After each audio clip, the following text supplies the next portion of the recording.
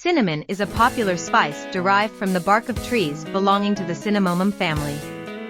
Aside from adding a delightful aroma and flavor to a variety of dishes, cinnamon also offers several health benefits. Firstly, cinnamon is known to have powerful antioxidant properties. This spice is rich in polyphenol, which help to protect the body against oxidative stress and inflammation.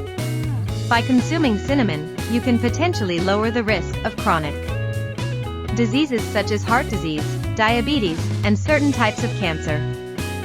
Secondly, cinnamon has been shown to improve insulin sensitivity and regulate blood sugar levels.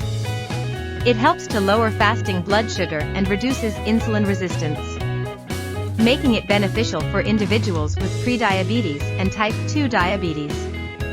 Another advantage of cinnamon is its potential anti-inflammatory effects.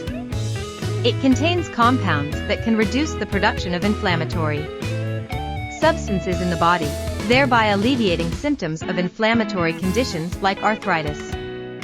Furthermore, cinnamon may have antimicrobial properties, which can fight against fungi and bacteria. It has been used traditionally to treat various ailments and prevent infections.